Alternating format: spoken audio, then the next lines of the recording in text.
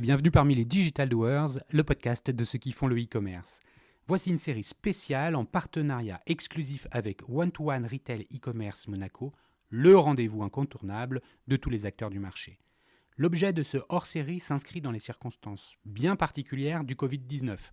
L'idée est de donner la parole aux retailers et aux fournisseurs de solutions pour les interroger sur l'impact business du coronavirus, ses conséquences en matière d'exécution des opérations et enfin ce que cette crise va probablement changer structurellement pour eux. 3 courtes questions qui sont répondues par téléphone, confinement oblige, pour un témoignage de 10 minutes environ. Donc veuillez excuser la moins bonne qualité sonore de cette interview. Bonne écoute à tous, toujours sans coupure.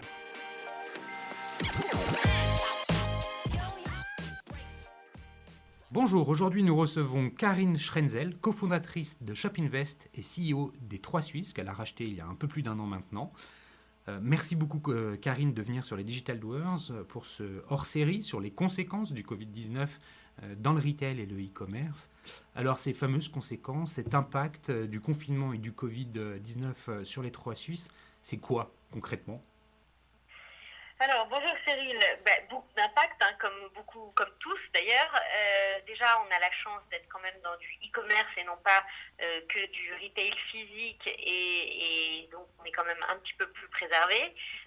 Pour autant, évidemment, il y a eu un impact fort de chiffre d'affaires, notamment à l'annonce du confinement, avec une baisse de plus de 40% du chiffre d'affaires la semaine de l'annonce du confinement. Donc voilà, un impact de réorganisation évidemment, puisque comme tous, on a opté pour le télétravail assez tôt d'ailleurs. Mais voilà, il faut aussi apprendre à se réorganiser, à travailler différemment, avec beaucoup de communication et de disponibilité. Je pense que d'agilité, ça a été la clé. Et puis, bien sûr qu'il y aura aussi un impact plus global et plus long terme, je pense tant sur la marge, puisque la logistique, on a du mal à suivre, il y a parfois des surcoûts importants dans le transport, sur la logistique, on offre aussi la livraison à domicile. Ouais, alors attends, avant que tu rentres plus dans le détail sur comment tu fais, tu notes un point important, c'est 40% de façon de baisse de chiffre d'affaires de façon quasi immédiate, qui est maintenu depuis l'annonce, hein, ces 40%. Non. Non.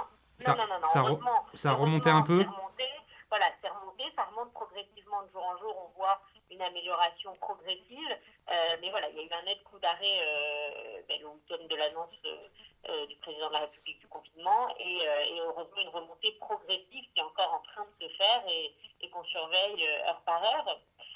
Mais malgré tout, t'es pas revenu à un niveau avant Covid.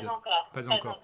Et comment tu fais pour justement réamorcer la pompe? Est-ce que c'est parce que tu avais mis en rachetant les 3 Suisses, hein, tu avais refondu quand même globalement la relation client, tu avais co-construit la nouvelle version des 3 Suisses avec les clientes existantes. Est-ce que aujourd'hui c'est un asset sur lequel tu t'appuies pour en période de crise finalement maintenir une activité commerciale? Bien sûr, on s'appuie sur nos clientes. On a été très tôt, on a communiqué dès le dimanche matin, en fait, puisque Emmanuel Macron a parlé le samedi soir. Dès le dimanche matin, on a fait un mail à nos consommatrices et à nos consommateurs.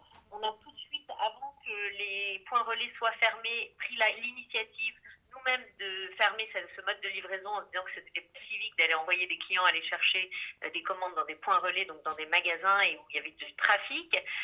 On a essayé de rester en contact très proche tant avec nos clients qu'avec nos fournisseurs. Il ne faut pas oublier que chacun de nos fournisseurs, parfois surtout les plus petits, sont aussi en difficulté. Donc on a tendance à se replier sur soi-même, à penser à soi, à sa propre société, mais en fait tous nos interlocuteurs sont souvent aussi en difficulté et je pense que c'est hyper important dans ces moments-là d'être aussi à leur écoute. Pardon ? Oui, bien sûr. D'ailleurs, tu parles des fournisseurs. Est-ce que ça a un impact hyper fort sur l'assortiment du site ou pas ? Alors, pour l'instant, on arrive encore à s'en sortir parce qu'en fait, nous, on avait prévu un peu plus de stock en voyant en fait ce qui se passait en Asie. On avait un peu anticipé ce point-là, mais clairement, aujourd'hui, on a plus de la moitié qui sont fermés, qui sont dans l'incapacité de nous livrer. Donc évidemment, vu qu'on ne sait pas jusqu'à quelle période ça va durer, Ouais, il y a des Évidemment, on risques. peut arriver dans une situation plus compliquée en termes de produits. Mais là aussi, le virage qu'on avait quand même entrepris d'avoir beaucoup plus de made in France et de local, je pense sera très bénéfique parce que déjà, on n'aura pas à attendre les circuits longs de l'Asie le jour où on reprend. Donc Ouais, voilà, heureusement, j'ai envie de dire, on avait fait quelques transformations qui étaient des transformations de fond auxquelles on croyait, vont quand même nous aider, nous porter un peu davantage. Mais bien sûr, on est comme tous dans des situations où en plus, on tient un petit peu sur un fil côté logistique. Voilà. D'un point de vue logistique, d'ailleurs, comment s'organise, là on va passer plutôt sur l'exécution de ton business, comment s'organisent les choses? Tu as un centre logistique qui dessert toute la France. Est-ce que les équipes sont en mode dégradé, moins nombreuses? Comment ça se Ouais. passe? Alors, et je me permets d'en profiter, si possible, pour remercier évidemment toute l'équipe qui est hyper soudée, mais surtout l'équipe logistique qui va travailler tous les matins pour faire partir les colis, parce que je trouve ça admirable et je les remercie encore. Je leur dis souvent, mais je leur redis, j'en profite. T'as raison. Et on le dit jamais trop. Et donc c'est vrai qu'ils sont en équipe très réduite et pour autant ils arrivent à faire partir un nombre de colis incroyable. Donc ça, je les en remercie vu le manque de gens qu'il y a de présence. On a évidemment adapté leurs conditions de travail, etc., pour qu'il y ait plus d'espacement, pour que les gants, la protection, etc. Mais pour autant, il faut quand même du courage d'aller tous les matins, se lever, faire nos colis. Donc ça part. Évidemment, on a parfois un petit peu de retard puisqu'on est moins nombreux. Je pense que les consommateurs aujourd'hui le comprennent. Ouais. Puis après, on a un deuxième enjeu, c'est le transport. Oui. Et là, il faut que les transporteurs aussi puissent livrer. Et on voit que là aussi, il y a des ralentissements. Mais comme tu le disais, je pense que vraiment aujourd'hui, les consommateurs ne nous tiennent pas rigueur s'ils sont livrés 24 heures ou 48 heures un petit peu plus tard que normal, on va dire. Donc voilà, donc pour l'instant, ça tient. En termes justement de transport, habituellement, tu travailles avec combien de transporteurs différents et aujourd'hui, il y en a combien actifs? On travaille habituellement avec 5 transporteurs et aujourd'hui, nous en avons deux. Ah, allô? Oui, Ouais. on travaille avec 5 transporteurs, aujourd'hui nous en avons 2. Deux, ok. Oui, je sais pas s'il y a une petite coupure, pardon. Voilà. Ouais, il y a une petite coupure de réseau, hein, c'est pas toujours facile. Dis-moi, en termes d'acquisition, j'imagine que la stratégie a été revue et corrigée au vu des circonstances. Comment ça se passe? Alors, d'acquisition d'entreprise, tu parles ou Non, non, de non, non, quoi? non, je parle d'acquisition client en fait. Comment tu fais la promotion D'accord. de tes produits Ouais, aujourd'hui? alors bien sûr, d'abord on s'est adapté. On a eu un petit moment aussi. Je pense que je disais, les gens me disaient, mais qu'est-ce qu'on fait, qu'est-ce qu'il faut faire? Et en fait, on va avancer en marchant et marcher en avançant parce que là, personne ne sait exactement ce qu'il faut faire. On a interrompu tout notre programme de newsletter au début en disant, c'est pas le moment, on n'a pas envie d'entendre parler de nouveaux produits, de nouveautés. Là, c'est plutôt, voilà, on communique d'abord autour de ce qui se passe. On prend la parole sur le Covid, qui est aujourd'hui quand même ce qui concerne le plus les gens. Puis au fur et à mesure, on a recommencé à parler de produits. On a souvent changé aussi le type de produit, parce qu'en fait, il y a beaucoup de produits qui sont plus adaptés au fait d'être chez soi. Et puis, alors, on a eu un gros sujet, parce qu'on avait le catalogue qui était dans les starting blocks, notre deuxième catalogue qu'on ressortait, qui devait être livré. Et là aussi, on a pris la décision de le retarder un petit peu dans les boîtes aux lettres, parce qu'on pensait que c'était pas forcément le meilleur moment. Et donc, les gens l'auront dans leur boîte aux lettres courant avril, mais pas comme on l'avait prévu initialement il y a à peu près une semaine. Ouais, je comprends. En termes de service client, le télétravail permet de maintenir un niveau de service? Oui, alors pareil, je pense qu'il y a une certaine vigilance. On essaie d'être vraiment, je pense que là-dessus l'équipe est très soudée, tout le monde met la main à la pâte, mais on arrive à répondre aux demandes. On a dû quand même réduire un petit peu les horaires pour la téléphonie, pour répondre au téléphone. Et puis on répond à l'ensemble des mails, parfois de la même façon.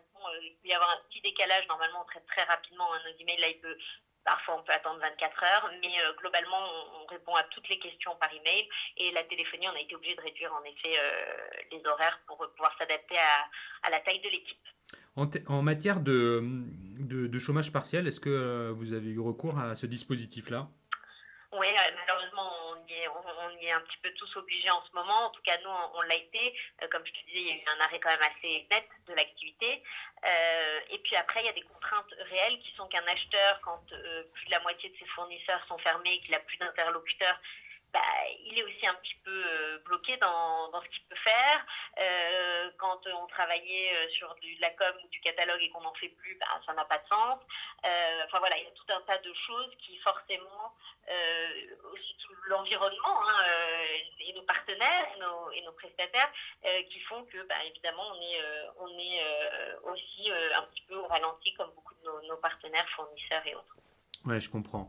La dernière question, elle n'est pas facile à répondre, hein. On en a parlé un petit peu avant l'enregistrement. Est-ce que tu perçois déjà quelques changements qui pourraient durer en sortie de crise, des changements positifs, des façons de faire, de travailler, je ne sais pas, qui pourraient finalement être un bénéfice, hein, histoire de finir sur une note un peu positive? Oui. Alors on dit toujours il y aura un avant, il y aura un après. Je pense qu'en tout cas, ce qui est sûr, c'est que dans le positif, d'abord, on voit que des boîtes comme les nôtres, qui sont quand même très agiles, sont plutôt, ont réussi à vite s'adapter, à vite prendre des mesures, à vite changer des modes de livraison, à vite changer nos modes de travail et à garder une belle communication entre les équipes. Donc ça, c'est pour moi quelque chose que je retiens de très positif. Et de même, je me dis, est-ce qu'on arrivera à garder aussi cet élan d'entraide? Ce serait bien, tant au sein de l'équipe, on favorise tous les jours, et encore plus forte que vis-à-vis de nos partenaires et que vis-à-vis tout simplement d'un élan civique. Aujourd'hui, on parlait par WhatsApp avec l'équipe et on se disait, là, on a trouvé des initiatives pour faire livrer plusieurs centaines de masques à des hôpitaux. Tout le monde a été génial. Attends, moi, je m'occupe du transport, toi, tu t'occupes de ceci. Enfin, tout le monde était hyper enthousiaste et tout le monde a participé dans les différents hôpitaux où on pouvait livrer. Attends, je contacte l'hôpital. Voilà. Donc, il y a cet élan civique et d'entraide. Et j'espère qu'on arrivera à le garder même après cette période. Écoute, merci pour ce petit mot de la fin. Merci encore pour cet échange et puis d'avoir partagé avec nous ce retour d'expérience qui est très riche hein, sur les conséquences du Covid sur le business des trois Suisses. Merci à vous tous qui écoutez les Digital Doers dans cette période de confinement. Merci à Comexposium, hein, l'organisateur de l'événement One-to-One Retail e-commerce de Monaco, d'avoir permis à mes invités et aujourd'hui à Karine Schrenzel de prendre la parole, partager leurs témoignages. Et puis, si vous avez envie de me laisser des commentaires ou de m'envoyer des messages, rendez-vous sur le site lesdigitaldoers.com. À bientôt, Karine. Merci Cyril, à bientôt et bon courage à tous. Merci. À bientôt. Au revoir.